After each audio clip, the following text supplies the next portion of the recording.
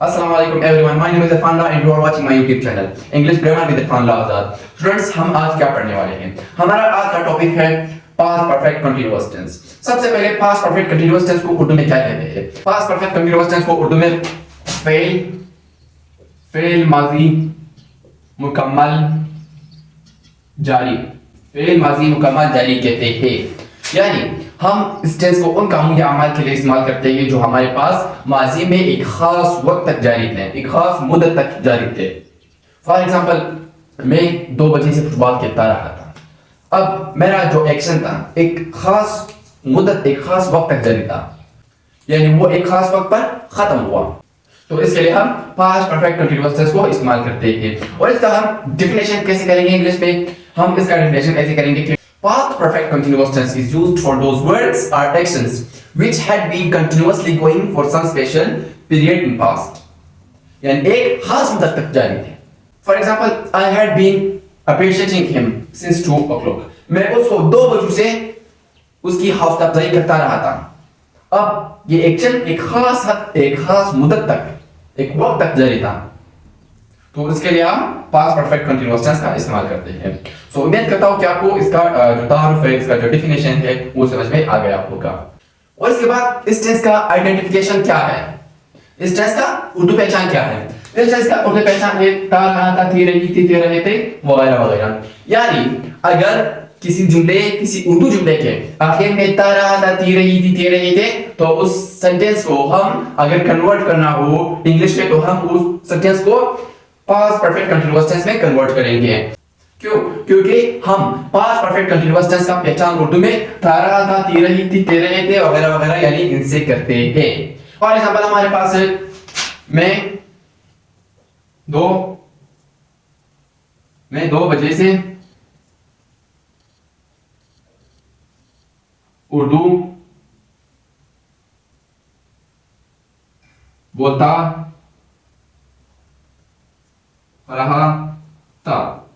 मैं 2 बजों से उर्दू बोलता रहा था। अब था रहा था क्या है? था रहा था पास्ट परफेक्ट कंटीन्यूअस टेंस का उर्दू पहचान है, ये है था रहा था। और उसके बाद एग्जांपल है, फॉर एग्जांपल, मैं उसको 2 बजों से या मैं उसको 2 दिन से जलील करता रहा था। अब ये एक्शन पास्ट में शुरू था, एक खास वक्त, एक खास मुद्दत तक जारी था। और इस जुमले के आखिर में क्या है?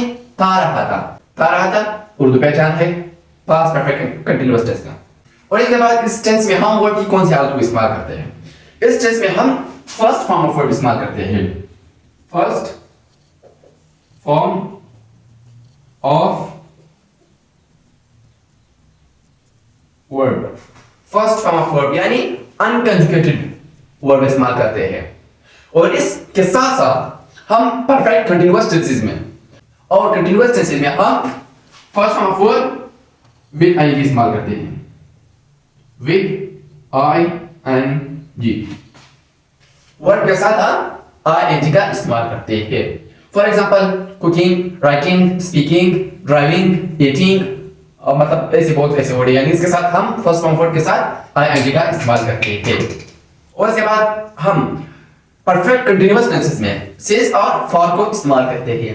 जैसे कि मैंने आपको प्रेजेंट परफेक्ट कंटीन्यूअस टेंस में आपको बताया था कि हम सिंस को कहां पर इस्तेमाल करते हैं जुमले में और फॉर को कहां पर इस्तेमाल करते हैं। तो आज फिर मैं आपको बताऊंगा कि हम सिंस का यूजेज कब करते हैं और कहां पर करते हैं, और फॉर का यूजेज हम कहां पर करते हैं।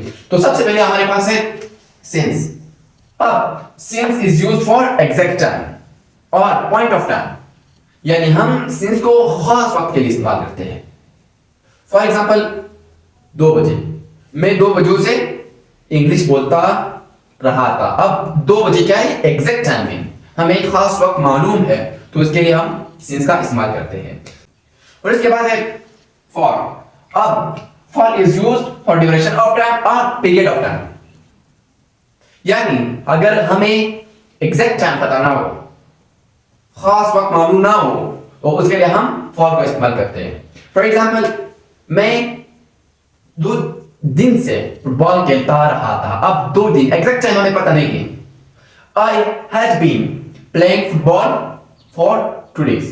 मैं 2 बजे से फुटबॉल खेलता रहा था। और इसके बाद हेल्पिंग वर्ब। इस टेंस का हेल्पिंग वर्ब बहुत आसान है। इस टेंस का हेल्पिंग वर्ब है हैड बीन।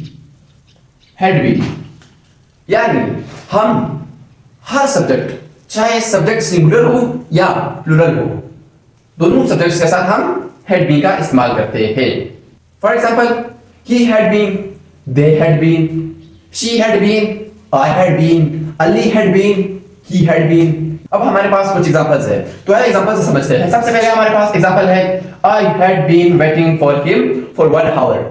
मैं उसके लिए 1 बजे से इंतजार करता रहा था।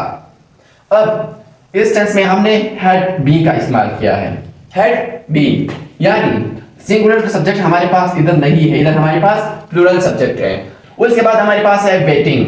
अब मैंने आपको कहा था कि हम पास्ट परफेक्ट कंटीन्यूअस टेंस में first form of word with ING इस्तेमाल करते हैं। तो इस सेंटेंस में हमारे पास ये wait first form of word है और इसके बाद इसके साथ हमने आईएनजी का इस्तेमाल किया है। फॉर हिम यानी उसके बाद फॉर 1 आवर यानी इस सेंटेंस में एग्जैक्ट टाइम नहीं बताया गया है। इस सेंटेंस में हमें मतलब वक्त मालूम नहीं है, यानी 1 घंटे से एग्जैक्ट टाइम मालूम नहीं है, तो इधर हमने क्या इस्तेमाल किया है? फॉर। और इसके बाद हमारे पास सेंटेंस है had I been waiting for him for 1 hour. क्या मैं उसके लिए 1 घंटे से इंतजार करता रहा था? अब सबसे पहले हमारे पास क्या है? हेल्पिंग वर्ब है। क्यों? क्योंकि ये इंट्रोगेटिव सेंटेंस है। इस सेंटेंस में सवाल पूछा गया है। उसके बाद हमारे पास क्या है? आई यानी सब्जेक्ट को अगर हमने इंट्रोगेटिव, हमने क्या करना है? सब्जेक्ट को हेड बीन यानी हेड और बी के दरमियान लगाना है। एग्जांपल हमारे पास मौजूद है हेड। अब आई हमारे पास क्या है? सब्जेक्ट। अब सब्जेक्ट को हमने हेल्पिंग वर्ब के दरमियान लगाया है। उसके बाद waiting first form of verb with ING हो गया फॉर हिम। अब फॉर 1 आवर। अब इधर क्या है? खास वक्त नहीं बताया गया है, वक्त मालूम नहीं है, तो इसलिए हमने इस सेंटेंस में फॉर का इस्तेमाल किया है। उसके बाद हमारे पास I had not been waiting for him for 1 hour। मैं उसके लिए 1 घंटे से इंतजार नहीं करता रहा था। अब इस सेंटेंस में हमारे पास सबसे पहले हेल्पिंग वर्ब है। उसके बाद नॉट हमने हेल्पिंग वर्ब के दरमियान में लगाया है। जैसे कि मैंने आपको बताया कि हम इंट्रोगेटिव सेंटेंस में हेल्पिंग वर्ब को हैड बीन के दरमियान लगाते हैं, इसी तरह हम नेगेटिव सेंटेंस में नॉट को हैड बीन के दरमियान लगाते हैं। तो इधर क्या है? Had not been. अब वेटिंग हमारे पास क्या है? First form of verb with ING. उसके बाद फॉर हिम फॉर 1 आवर, इधर भी एग्जैक्ट यानी खास वक्त मालूम नहीं है। उसके बाद एग्जांपल है she had been cooking the rice since 1 o'clock। वो 1 बजे से चावल पकाती रही थी। अब इधर हमने क्या इस्तेमाल किया है? सिंस एग्जैक्ट टाइम को जाहिर करता है, यानी 1 बजे से। इस सेंटेंस में हमें क्या है बताया गया है? एग्जैक्ट टाइम, खास वक्त बताया गया है, यानी इस सेंटेंस में खास वक्त मालूम है कि इस वक्त पर हमने ये काम किया। उसके बाद एग्जांपल है I had been attending the class since 2 o'clock। मैं 2 बजे से क्लास अटेंड करता रहा था। मैं 2 बजे से क्लास लेता रहा था। अब मैं 2 बजे से, अब इस सेंटेंस में क्या है? सिंस, यानी सिंस हमें एग्जैक्ट टाइम बताता है। इस सेंटेंस में हमारे पास वक्त मालूम है कि मैंने 2 बजे से क्लास लेता रहा था। मैं 2 बजे से क्लास लेता रहा था। तो उम्मीद करता हूं कि आपको आज का लेक्चर समझ में आ गया होगा। आज के लिए इतना ही, चलो मिलते हैं नेक्स्ट वीडियो में। अपना ख्याल रखिएगा और चैनल का भी। अल्लाह हाफिज।